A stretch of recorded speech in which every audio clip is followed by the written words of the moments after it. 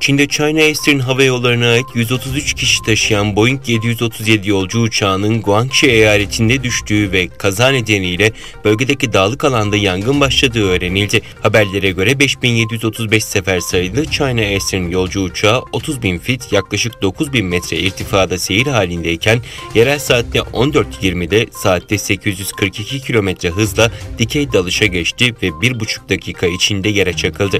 Olayın ardından şirket yönetimi filosunda yüzün üzerinde bulunan Boeing 737 tipindeki uçaklarını yere indirdiğini açıkladı. ABD'nin Moskova Büyükelçisi Biden'ın Putin'e yönelik sözleri nedeniyle Rusya Dışişleri Bakanlığı'na çağrıldı. Rusya Dışişleri Bakanlığı, ABD Başkanı Joe Biden'ın Rusya Devlet Başkanı Vladimir Putin'e yönelik kabul edilemez sözleri nedeniyle ABD'li Büyükelçiye protesto notası verildiğini açıkladı.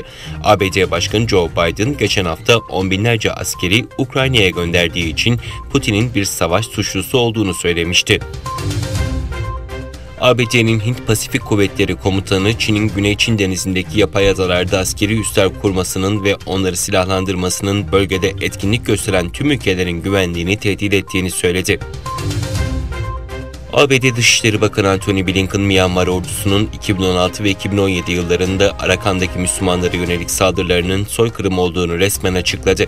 ABD'deki Holocaust Anıtı Müzesi'nde konuşan bakan, Myanmar ordusunun Rohingya'daki eylemlerini insanlığa karşı işlenmiş suçlar ve soykırım suçu olarak nitelendirdi.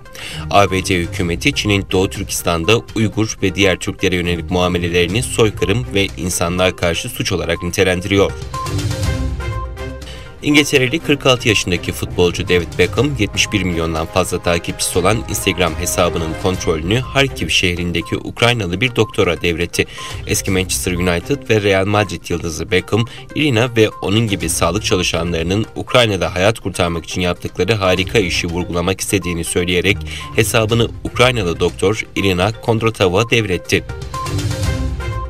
ABD basınında Washington yönetiminin Yemen'deki İran destekli Husilerin saldırısına karşı Suudi Arabistan'a geçen ay çok sayıda Patriot hava savunma sistemi bataryası gönderdiği iddia edildi. Haberde kaç Patriot bataryasının Suudi Arabistan'a teslim edildiği, teslimatın tam olarak ne zaman ve ne şekilde yapıldığına dair detaylara yer verilmedi.